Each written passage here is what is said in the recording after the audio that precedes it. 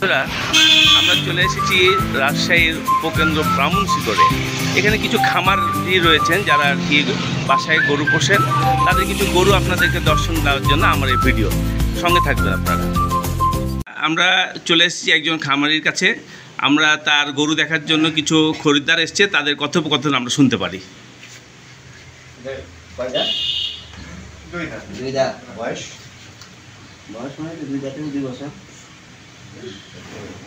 ভাই গরুটার দাম কত বলছেন?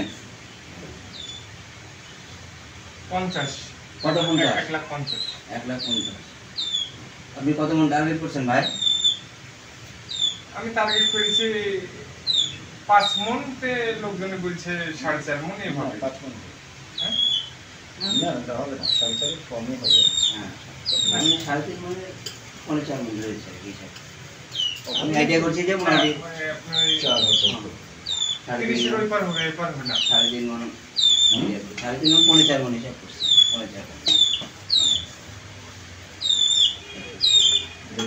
মানে এটা ফিট খাওয়ানো না তো? না, ফিট আমি কোনদিন খাওয়াইনি, আমি কাঁচা ঘাস খাওয়াই।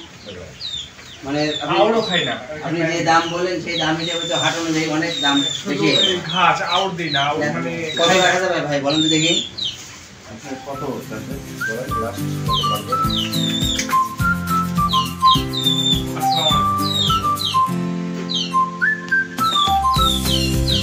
আপনি কত বলতে রাখতে পারবেন বলেন? আর একটি খামারির বাসায় চলে এসেছি আর একটা গরু দেখার জন্য। গরু লালন পালন করেন আমাদের এই আপা খুব সযত্নে লালন পালন করেছে। কতদিন ধরে লালন পালন করছেন এটা আপা আপনি? 8 মাসের মতো। প্রতি বছর কি এরকম গরু লালন পালন করেন আপনারা?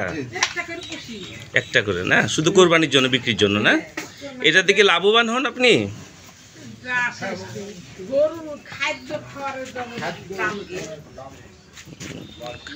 খাদ্য খাবারের দাম বেশি। কি খাওয়ান এদেরকে? খাওয়ানটা কি? এদেরকে কোনো ফিড?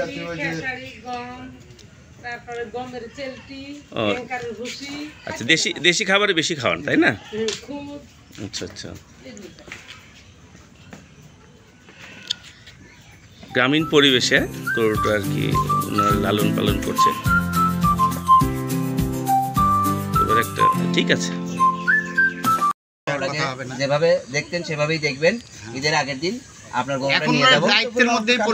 আপনি কত দিয়ে নিচ্ছেন গরুটা? কত দিয়ে নিলেন শেষ পর্যন্ত? শেষ মুহূর্তে 1,68,000 টাকা, আর ওই 1,000 টাকা খাওয়া বাবদ বকশিস হিসাবে 1,000 টাকা এই হিসাবে দেওয়া হবে। আপনি কি খুশি হয়েছেন? আপনি উপযুক্ত দাম পেয়েছেন? যাক, আলহামদুলিল্লাহ। আর আমার বিষয় হলো যে দামটা যদি একটু বেশি হয়, গরুটা দেখতে আমার পছন্দ হয়েছে। দর্শকবৃন্দ, এভাবে খামারিদেরকে উৎসাহিত করুন, তাদেরকে আগামীতে যেন আবার কোরবানির জন্য গরু লালন পালন করতে পারে এই বিষয়ে তাদেরকে অনুপ্রাণিত করবেন। ধন্যবাদ সকলকে।